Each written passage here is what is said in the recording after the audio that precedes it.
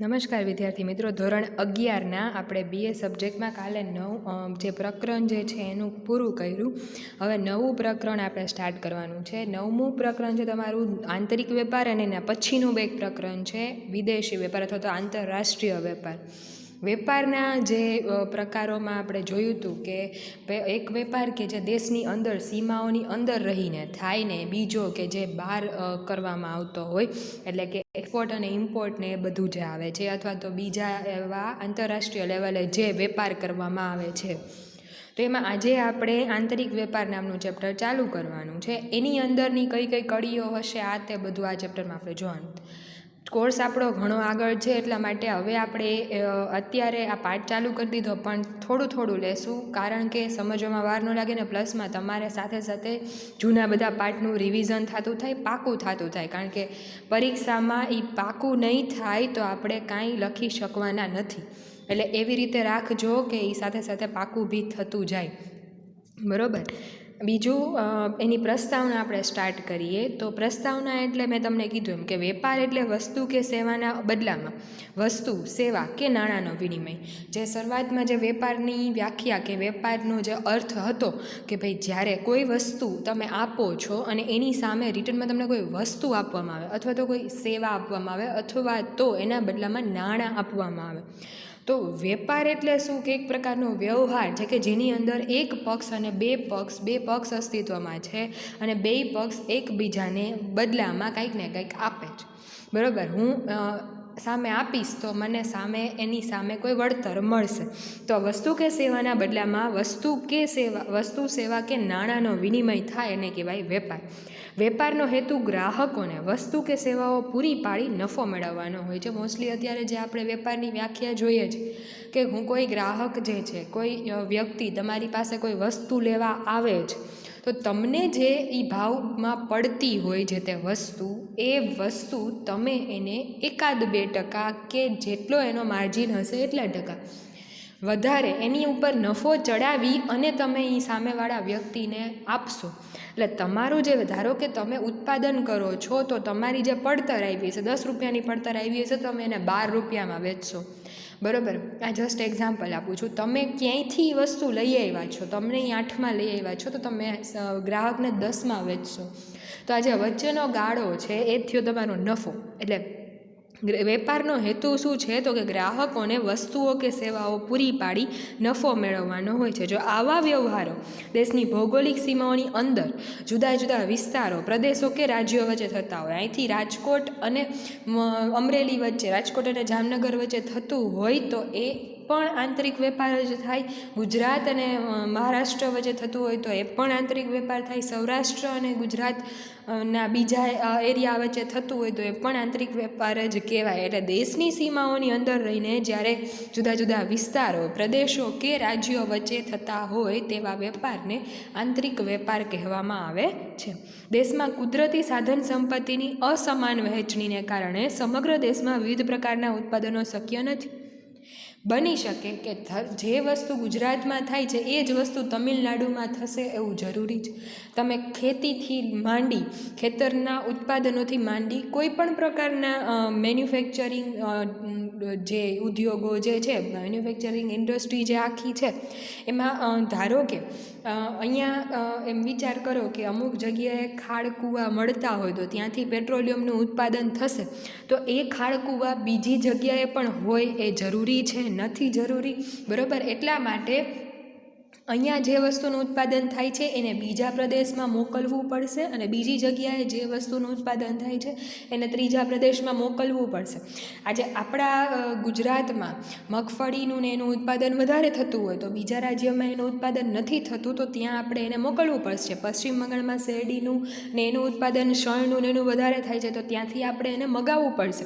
એટલે આજે આખી વસ્તુ જે છે, આજે છે કે ભાઈ ભૌગોલિક એની જે આબોહવા છે એની, અને બીજી વસ્તુ કે કુદરતી સાધન સંપત્તિ, કુદરતી રીતે જેમાં કીધું એમ કે જે કૂવા જે હોય બરાબર, આ પેટ્રોલિયમના ને એના, તો એ બધી જગ્યાએ હોવાના જરૂરી નથી. જે જગ્યાએ હશે બરાબર, ત્યાંથી બીજી જગ્યાએ એને એમાંથી મોકલવું પડશે બનાવી કરીને, કે જે થતું એના ઉપર પ્રોસિજર. એટલે કુદરતી જે સાધન સંપત્તિ છે એ કોઈ સમાન રીતે આખા દેશમાં કે આખા પ્રદેશમાં વહેંચાયેલી હોય એવું જરૂરી નથી.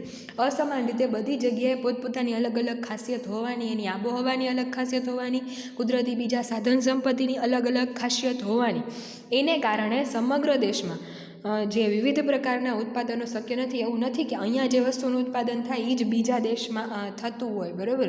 આપણે બીજા દેશમાંથી અમુક વસ્તુ મગાવતા હોય તો એનું રીઝન પણ એ જ કે ત્યાં જે વસ્તુનું ઉત્પાદન થાય છે એ અહીંયા નથી થતું, ને અહીંયા થાય છે ત્યાં નથી થતું બરાબર. તો આ જે વસ્તુ છે એ કુદરતી સાધન સંપત્તિની અસમાન વહેંચણીના કારણે અસ્તિત્વમાં આવી, અને એને કારણે વિવિધ પ્રકારના ઉત્પાદનો બધી જગ્યાએ કરવા શક્ય નથી. જેના કારણે ઉત્પાદકો દેશમાં જુદા જુદા વિસ્તારમાં પથરાયેલા ગ્રાહકો સુધી પોતાનું ઉત્પાદન પહોંચાડે છે બરાબર. આજે અહીંયા ગુજરાતમાં કોઈ વસ્તુનું ઉત્પાદન થતું હોય તો એમાં અહીંયા પશ્ચિમ બંગાળમાં પણ એ વસ્તુની માંગ હોય અને નીચે તમિલનાડુમાં પણ હોવાની. તો આ જે વસ્તુ છે તો એના ગ્રાહકો સુધી ગુજરાતની વસ્તુ પહોંચે બરાબર. તો આ જે વસ્તુ થયું એ દેશની અંદરની સીમામાં રહીને વેપાર કર્યો કહેવાય.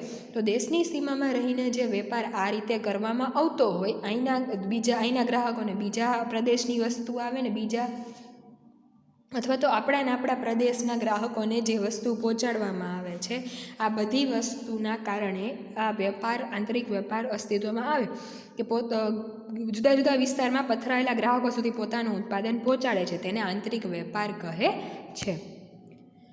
આંતરિક વેપારનો અર્થ એક જોઈ લઈએ. દેશની ભૌગોલિક સીમાઓની અંદર થતો વેપાર એટલે આંતરિક વેપાર, અને જ્યારે આંતરરાષ્ટ્રીય વેપારની વાત આવે ત્યારે સીમાઓની બહાર થતો વેપાર એટલે આંતરરાષ્ટ્રીય વેપાર. આટલું જ સિમ્પલ ને સોબર યાદ રાખવાનું છે.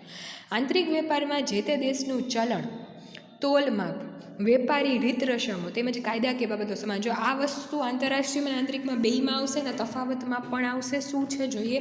દેશનું ચલણ. આજે અહીંયા હું ગુજરાતમાં કોઈ વસ્તુ વેચું, મારા ઘરની બાજુમાં કોઈ વસ્તુ વેચું કે પશ્ચિમ બંગાળમાં વસ્તુ વેચું, મારે એના બદલામાં જે સ્વરૂપ મને મળશે વળતર તરીકે નાણાંનું, એ શું મળશે? રૂપિયો મળશે બરાબર. રૂપિયાના ફોર્મમાં જ મળશે. પછી એ 10,000 હશે કે 5,000 હશે કે 15,000 હશે કે લાખોમાં કેમ ન હોય, મને મળશે શું? રૂપિયો બરાબર. જ્યારે હું અહીંથી અમેરિકા કોઈ વસ્તુનું લે વેચ કરું છું તો ત્યારે મારે ડોલરમાં ચૂકવવા પડશે. એટલે ચલણ જો એક દેશમાં જ વેપાર થતો હોય તો ચલણ એનું સેમ હશે, તોલ માપ સેમ હશે કે હું 1 કિલો એટલે એની સામે 1,000 ગ્રામ બરાબર. જે એના પૈસા ધારો કે અહીંયા હું કિલો વાઇઝ આપણે કોઈ વસ્તુ આપતા હોય તો એમાં કિલો વાઇઝ જ અપાતી હોય બરાબર. તો આ જે વસ્તુ છે એ બધું તોલ માપ એના સેમ હશે, વેપારી રીત રસમો એક સમગ્ર જે આખા દેશમાં જે સરકાર દ્વારા કેવી નક્કી કરેલી હોય કે અહીંયા કોઈ એવી વસ્તુ કે ભાઈ કોઈ વસ્તુ ઉપર પાબંદી હોય તો એ વસ્તુ જે એની રીત રસમો હશે એ બધું સેમ હોવાની. શાખની જે નીતિ હોવાની કે શાખ ઉપર વ્યવહાર લેવાનો તો એનો કાયદા દ્વારા નક્કી કરવામાં આવેલું અમુક જે નીતિ નિયમો હશે તો એ આખા દેશને લાગુ પડતા હશે. કાયદાકીય બાબતો પણ બધી સમાન હોવાની. આ મને જીએસટી લાગુ પડે તો તમિલનાડુના વેપારીને પણ જીએસટી લાગુ પડવાનો જ. દેશની સમગ્ર પ્રદેશને, દેશના સમગ્ર લોકોને એક જ કાયદો લાગુ પડતો હોય બરાબર વેપારની બાબત.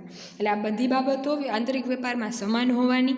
આંતરિક વેપારમાં માલની હેરફેર સરળ હોવાને કારણે સમય ઓછો લાગે છે અને જોખમ ઓછું હોય છે, તેમજ ખરીદનાર અને વેચનાર વચ્ચે સંપર્ક સરળતાપૂર્વક રાખી શકે છે. અહીંથી બીજા દેશમાં હું કોઈ વસ્તુ મોકલતી હોય તો ત્યારે મારે કાં દરિયાઈ માર્ગે મોકલવું પડે, સડક માર્ગે જો નજીકનો દેશ હોય તો, અથવા હવાઈ માર્ગે મોકલવું પડે તો ત્યાં જોખમનું પ્રમાણ વધી જવાનું છે. હેરફેર સરળતાથી નહીં થઈ શકે. જ્યારે આંતરિક વેપારની વાત કરીએ તો ભલે નજીકનો પ્રદેશ હોય કે દૂરનો પ્રદેશ હોય, તમે રેલવે માર્ગ દ્વારા, હવાઈ માર્ગ દ્વારા, જમીન માર્ગ દ્વારા કે કોઈ પણ માર્ગ દ્વારા તમે હેરફેર સરળતાથી કરી શકશો. પ્લસમાં તમે એકબીજાના સંપર્કમાં પણ રહી શકશો બરાબર. એ વસ્તુ ઓમાં પણ શક્ય છે, પણ વધારે સરળતાથી જ્યારે તમે દેશની અંદર કરો છો ત્યારે વધારે સરળતાથી આ વસ્તુ શક્ય બની શકે. જોખમ પણ ઓછું હોવાનું અને સમય પણ ઓછો લાગવાનો બરાબર. અહીંથી કોઈ બીજા દેશમાં જ્યારે જળમાર્ગે વસ્તુ હોય જાતી હોય તો એના સમયગાળો ઘણો બધો વધી જતો હોય તો આ બધી વસ્તુ છે એ અહીંયા અફેક્ટ કરે આંતરિક વેપારમાં કે ભાઈ દેશનું ચલણ તોલમાં વેપારી રીત રસમો કાયદાથી આ બાબતો સમાન હોવાની બીજું તો કે આંતરિક વેપારમાં માલની હેરફેર સરળતાથી થઈ શકે સમય પણ એના કારણે ઓછો લાગશે જોખમ પણ ઓછું રહેવાનું અને ખરીદનાર અને વેચનાર વચ્ચે સંપર્ક સરળતાપૂર્વક રાખી શકે છે આજે આટલું રાખીએ છીએ આના પછીનું આપણે નેક્સ્ટમાં જોશું થેન્ક યુ